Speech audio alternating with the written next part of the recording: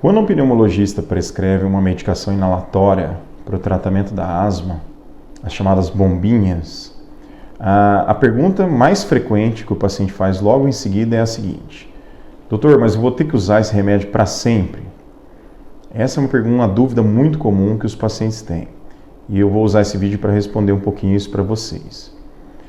Primeiro ponto, a gente tem que entender assim, a asma ela é uma doença crônica, né? Ela é uma doença, e quando a gente fala em doença crônica, significa que é uma doença que não tem cura. Como, por exemplo, é a hipertensão, como é, por exemplo, diabetes. São doenças que o paciente tem que conviver com ela, tomando alguns cuidados, em especial com relação à questão do tratamento. Então é preciso enfatizar esse primeiro ponto. O grande problema da asma, muitas vezes, ao contrário, por exemplo, da hipertensão e do diabetes, é que ela é uma doença que manifesta com sintomas clínicos. Então o paciente percebe quando ele está bem ou quando ele não está bem, né? Porque geralmente quando ele não está muito bem controlado, ele tem falta de ar, ele tem crise de chiado, ele tem tosse. Então muitas vezes o paciente, quando ele melhora, ele acha que está bem controlado e que a doença foi embora ou que a doença curou, tá? Então esse é um ponto fundamental. Asma é uma doença crônica e por ser uma doença crônica não tem cura. Então a pessoa precisa aprender que ela vai ser asmática o resto da vida e ela tem que conviver com esse diagnóstico e tomando alguns cuidados, em especial com relação à questão do tratamento, tá?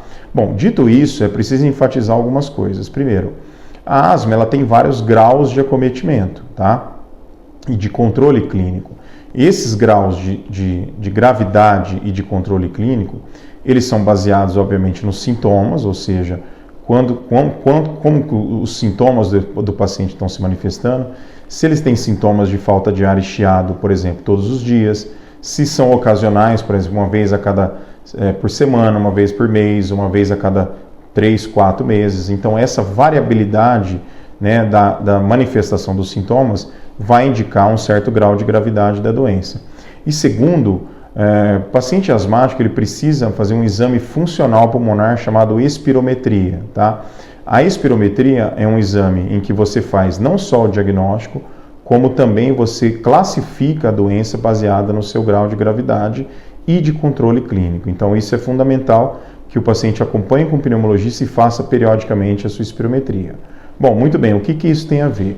Se o paciente tiver uma asma que a gente chama de asma intermitente ou até uma asma leve, ou seja, que é aquela asma que manifesta sintomas apenas de maneira ocasional, uma vez por mês, uma vez a cada 2, 3 meses, né? E a espirometria dele estiver normal, tá? Muitas vezes esse paciente não há necessidade dele usar o tratamento com a bombinha diariamente. Ele pode, por exemplo, usar a medicação de maneira ocasional, claro, sempre fazendo a avaliação criteriosa dos sintomas clínicos que ele tem.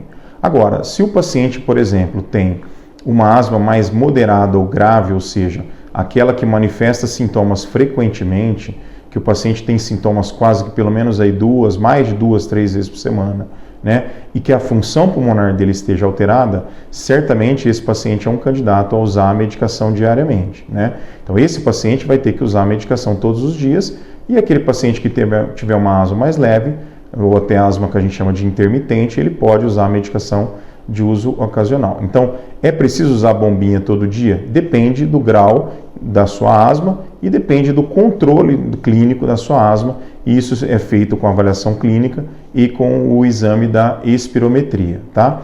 É importante sempre enfatizar que todas as bombinhas para o tratamento da asma, né, especialmente aquelas que têm o corticoide inalatório, que é a base do tratamento da asma, elas são feitas exatamente para uso contínuo e diário, né, todos os dias.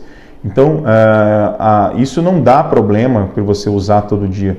Isso não implicita nenhum tipo de problema, desde que, obviamente, as doses sejam feitas de maneira adequada. Por isso, você precisa de uma supervisão do seu médico pneumologista de maneira regular. O asmático ele precisa de um acompanhamento especializado, né? Ele precisa saber reconhecer os sintomas dele, obviamente, e precisa de um acompanhamento especializado com controle periódico dos sintomas clínicos e também do seu teste de função pulmonar regular, ok? É isso.